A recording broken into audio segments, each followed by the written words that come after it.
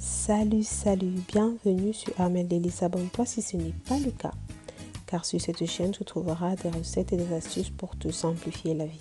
Aujourd'hui nous allons faire des lamelles de noix de coco caramélisées.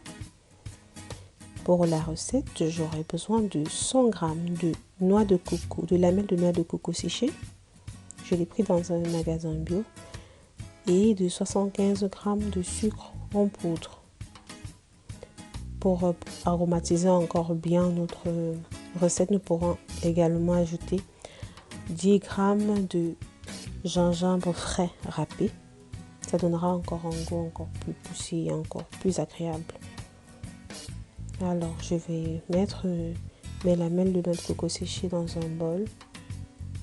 Je vais mettre de l'eau, je vais laisser tremper pendant 30 minutes. Ça, c'est pour avoir le côté un peu frais de ma noix de coco. Sinon, on peut également utiliser une noix de coco fraîche. On va tout simplement râper et l'essorer et passer directement à la suite de la recette. Alors, 30 minutes après, je vais prendre... j'ai pris ce petit voile pour pouvoir recueillir toute la noix de coco pour ne pas perdre les morceaux. Et aussi parce que ça m'aide à pouvoir essorer, retirer tout l'eau qui pourrait faire ralentir ma recette, parce que plus il y a d'eau, plus le caramel a des difficultés à prendre. Alors je vais bien l'essorer, ensuite je remettrai dans mon bol pour continuer ma recette.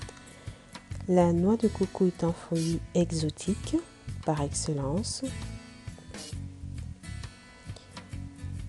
Alors là, je mets le sucre et je vais attendre qu'il fonde, en fait, qu'il devienne un liquide assez marron avant d'y ajouter mes lamelles de noix de coco. Alors la noix de coco, c'est un fruit qui est riche en lipides, en fibres. Il stimule également le transit intestinal. Il joue un très grand rôle dans la satiété et également source de fer et de phosphore. Son origine, elle vient de la région indo-malaisienne. On la retrouve également dans la majeure partie, on la cultive également dans la majeure partie des pays tropicaux. La saison par excellence de la noix de coco, elle va de novembre à janvier. Alors là, je vais mettre mes lamelles de noix de coco. Je vais remuer jusqu'à ce que le mélange soit bien caramélisé. À ce niveau, je vais baisser mon feu, je vais remuer, je vais toujours remuer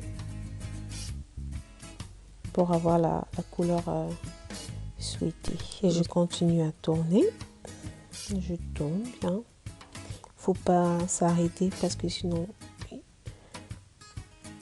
ça pourrait également brûler. Donc, dès que c'est bien caramélisé, je sais pas si vous voyez, dès que c'est bien caramélisé, je vais l'enlever et je vais l'étaler sur un papier film. J'ai mis un papier de cuisson, un papier de cuisson pour laisser refroidir avant de l'embouteiller. La noix de coco a beaucoup de vertus. Elle peut être également utilisée en poudre. La poudre de l'achat de la noix de coco peut être également utilisée pour faire des gâteaux. Je vous ferai une recette avec la poudre de la noix de coco. La farine de la noix de coco, elle est très délicieuse pour les gâteaux et elle est très peu calorique également. Alors voilà ce que j'ai obtenu. J'ai pris ce petit bol dans lequel je vais les mettre et je vais pouvoir les conserver et les manger, les grignoter à souhait.